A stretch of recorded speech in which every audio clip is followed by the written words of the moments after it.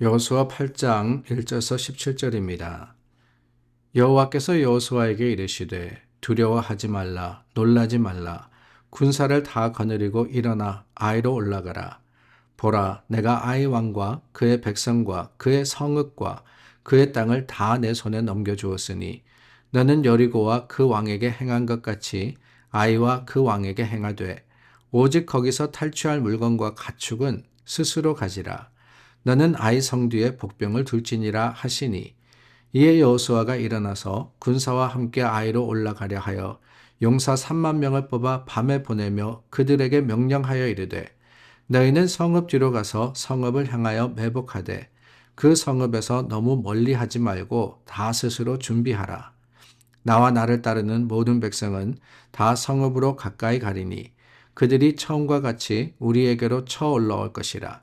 그리할 때에 우리가 그들 앞에서 도망하면 그들이 나와서 우리를 추격하며 이르기를 그들이 처음과 같이 우리 앞에서 도망한다 하고 우리의 유인을 받아 그 성읍에서 멀리 떠날 것이라.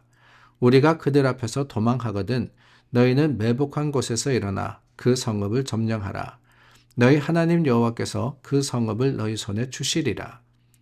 너희가 그 성읍을 취하거든 그것을 불살라 여호와의 말씀대로 행하라. 보라 내가 너희에게 명령하였느니라 하고 그들을 보내매 그들이 매복할 곳으로 가서 아이 서쪽 베델과 아이 사이에 매복하였고 여호수아는 그 밤에 백성 가운데에서 잤더라. 여호수아가 아침에 일찍이 일어나 백성을 점호하고 이스라엘 장로들과 더불어 백성에 앞서 아이로 올라가매 그와 함께한 군사가 다 올라가서 그 성읍 앞에 가까이 이르러 아이 북쪽에 진치니 그와 아이 사이에는 한 골짜기가 있더라. 그가 약 5천 명을 택하여 성읍 서쪽 베델과 아이 사이에 매복시키니 이와 같이 성읍 북쪽에는 온 군대가 있고 성읍 서쪽에는 복병이 있었더라. 여호수아가 그 밤에 골짜기 가운데로 들어가니 아이 왕이 이를 보고 그 성읍 백성과 함께 일찍이 일어나 급히 나가 아라바 앞에 이르러 정한 때에 이스라엘과 싸우려 하나 성읍 뒤에 복병이 있는 줄은 알지 못하였더라. 여호수아와 온 이스라엘이 그들 앞에서 거짓으로 패한 척하여 광야길로 도망하매 그 성읍에 있는 모든 백성이 그들을 추격하려고 모여 여호수아를 추격하며 유인함을 받아 아이 성읍을 멀리 떠나니 아이와 베델에 이스라엘을 따라가지 아니한 자가 하나도 없으며 성문을 열어놓고 이스라엘을 추격하였더라. 아이성을 차지하는 그 기록이 오늘 본문에 나옵니다. 여호수아와 백성들이 드디어 아이성을 점령하게 되는데요. 아간의 죄로 실패하고 실망한 그런 백성들 아닙니까? 그 백성과 여호수아에게 이 아이라고 하는 것은 어쩌면은 여리고보다 더 큰 어려움이자 문제였지 않나라는 생각을 해봅니다.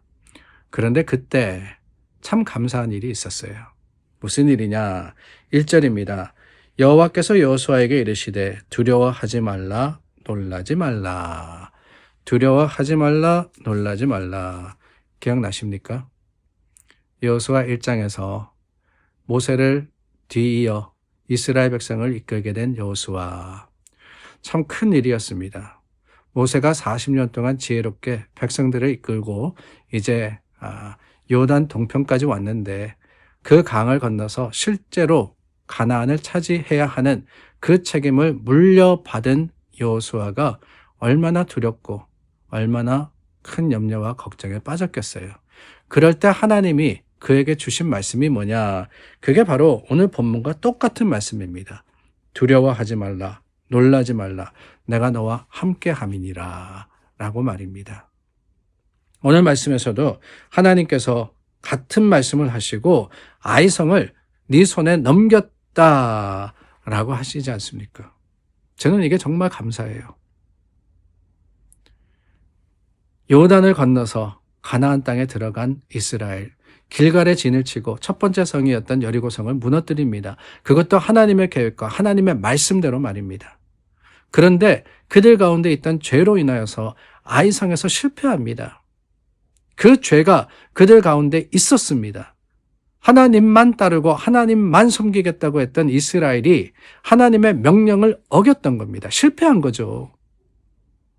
그런데 그 실패한 여호수아와 백성들에게 하나님은 변함없는, 토시도 다르지 않아요. 두려워하지 말라, 놀라지 말라. 토시도 다르지 않는 그 말씀으로써, 임하심으로써 확인시켜 주시는 겁니다. 뭘 확인시켜 주셔요? 하나님의 계획과 섭리는 바뀌지 않는다. 바뀌지 않는다. 그러고 보면은 우리가 흔히 그런 이야기를 하죠. 날마다 새로운 은혜라고 합니다. 새해가 되어서 하나님께서 새로운 은혜와 새로운 능력으로 우리 가운데 임하십니다. 근데 그 새롭다라고 하는 것이 뭔가 다른 것은 아니라고 생각이 돼요. 뭐냐? 새로운 은혜, 날마다 우리에게 주시는 그 은혜가 새로운 것은 뭔가 하나님이 변화된 것을 주는 것이 아니라 변함 없는, 그 변함 없는 은혜로 오늘도 함께 하신다라는 그런 의미가 아니겠습니까? 그러니까 새로운 게 아니라 변함이 없는 옛날 것이라 할지라도 여전히 우리와 함께 하시는 하나님, 여전히 우리가 어떤 일을 하더라도 실패할 때도 있습니다. 때로는 하나님을 배신할 때도 있죠. 때로는 멀리 도망갈 때도 있을 거예요. 그러나 여전히 집 나간 아들을 기다렸던 아버지의 마음으로, 그 아버지가 둘째 아들이 돌아왔다 그래가지고 네가 이거 해, 그래야지만 나는 널 받을 수 있어, 아니지 않습니까? 똑같이 사랑하셨고 똑같이 안아주셨고 똑같이 그 아들의 자리를 회복시키셨습니다. 실패한 여호수아와 이스라엘 백성이었지만 똑같으신 거예요. 하나님 변함없으십니다. 그게 우리의 믿음의 자랑입니다. 그래요. 세상은 호락호락하지 않습니다. 그러나 하나님만 바라면 변함없으신 하나님께서 세상을 이기게 하십니다.